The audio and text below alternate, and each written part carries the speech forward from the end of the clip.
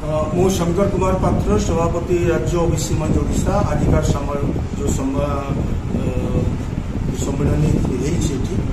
तार उद्देश्य यह है जे ओडिशा रे ओबीसी माने वर्तमान सुधा कौन प्रकार संवैधानिक हक अधिकार पाई ना छात्र माने शिक्षा जीरो युवक माने चाकरी जीरो एवं नागरिक माने राजनीति रे 0% सुजोग वर्तमान सुधा गला सरकार दे 24 वर्ष है। आज सरकार चेंज होती एवं बिना ओबीसी मानकर भोट रे कौन सरकार कौन जगह तैयारी है ना कि दृष्टि पार तेणु ये जो सरकार को ओबीसी माने तैयार कर चाहते जो बीजेपी सरकार आमको विकास करेंगे आमको शिक्षा रे चाकरी रे राजनीति रे 27% अन्यून्य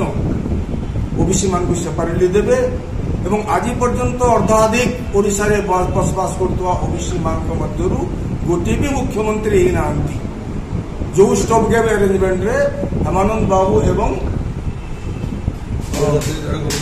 गिरिधर गोमांगो बाबू दी जन होती कि ओबीसी मान केवे ही ना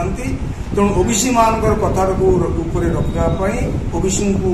विकास गोटे ओबीसी मुख्यमंत्री नितांत भाव में ओडिशा रे दरकार तेणु सरकार बीजेपी नेतृवृंद एटा को विचार करेंगे बोली आशा करुचु एवं या भी कहूँ जे आमे विगत 24 वर्ष है अमलातंत्र शासन थिलु जदिओ ना बीजेडी थिला किंतु अमलातंत्र शासन थिलु आग भलिया कौन अमलातंत्र